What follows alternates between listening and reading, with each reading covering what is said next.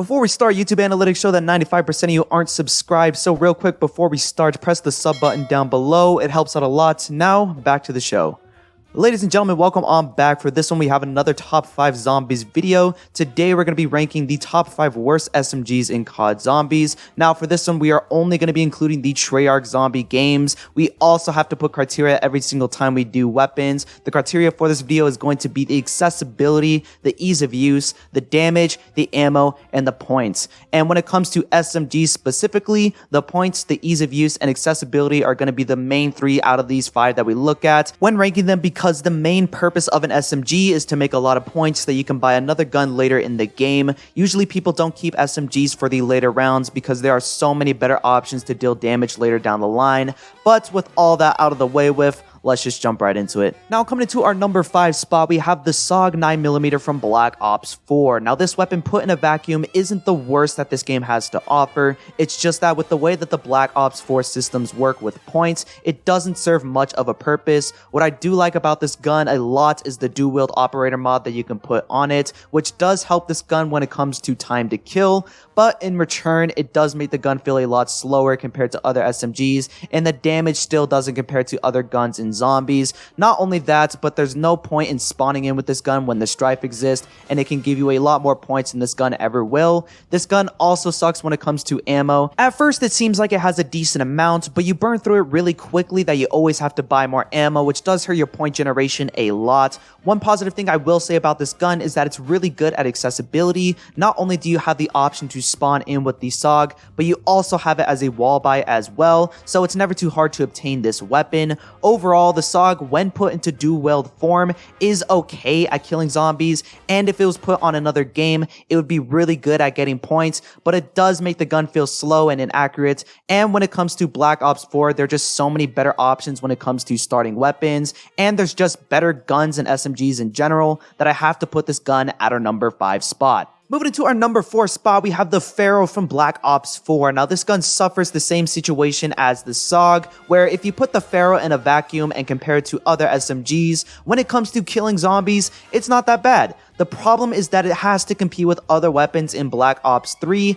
Every single weapon on that game is viable to use and will give you some worth, but when it comes to the Pharaoh, it's the least effective. It does have an ammo issue where you constantly have to go back and buy more ammo, which once again ruins the ability for you to generate points. Not only that, but the ease of use is already really bad. The Pharaoh is a burst fire weapon, which for SMGs never really works that well. Granted, you don't have to worry about bringing the damage up to its max potential like how you have to with the SOG, so you can move around pretty fast with the SMG, which is helpful to some extent. The base damage, however, isn't really that good compared to other SMGs, and especially compared to other guns in Black Ops 3. The only redeeming factor is, once again, the fact that it is a wall gun, so you can always buy more ammo. Overall, the Pharaoh, when put into a vacuum, isn't the worst gun ever, but compared to other guns in Black Ops 3 and SMGs, it's really annoying to use with the burst fire mechanic. It does little to no damage, and it has little to no ammo, which does make it hard to get points with this gun because you're going to constantly be buying ammo instead of killing the zombies.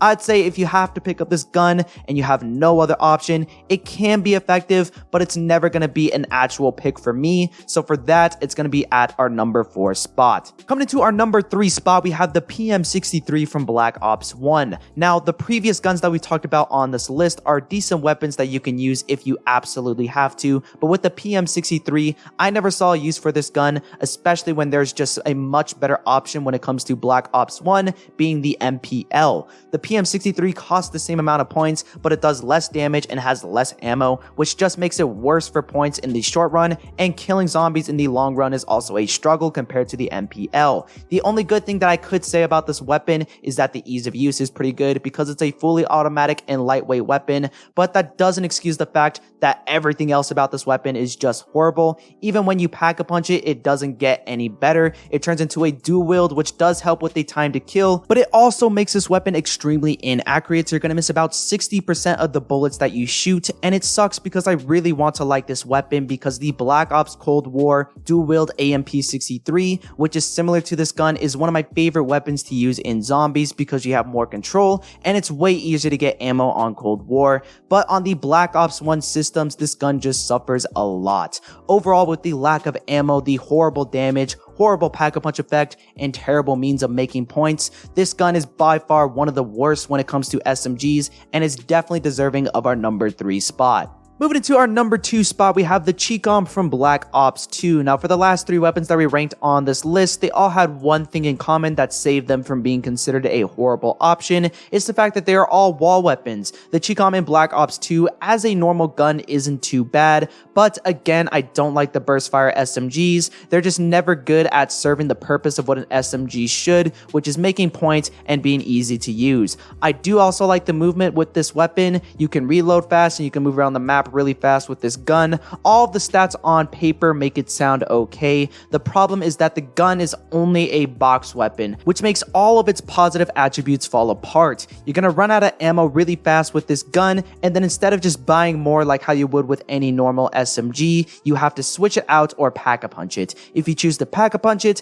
you're not gonna get much out of it, and you're most likely gonna run out of ammo super fast again and then just give up and buy another gun. But if you choose to just buy another weapon, well then that completely defeats the purpose of using this gun in the first place. When it comes to damage and the movement, the Chikam is actually pretty decent, but with the horrible 4-round burst mechanic and the fact that it is one of the few SMGs that's only a box weapon just makes it inferior to a lot of other SMGs on this list. So for that, I'm gonna have to put the Chikam at our number 2 spot. Now coming into our number 1 spot, we have the Specter. I don't know why you would ever want to use this weapon when the MPL exists. As you can see in this gameplay, I fully ran out of ammo in about 30 seconds when shooting this at a horde, and since it's not a wall weapon, I'm just confused on what I'm supposed to do. When you compare this gun to the MPL, it does less damage, it has less ammo, it's harder to use because of the recoil and the horrible iron sights, and it's not a box weapon. At least with the Chikam, I could use it for a whole round before I have to buy a new gun. The Specter, I can barely kill a horde of zombies before it's completely out. You have a better chance at spending those 950 points on hand grenades or semi-techs than spinning the box and getting this gun.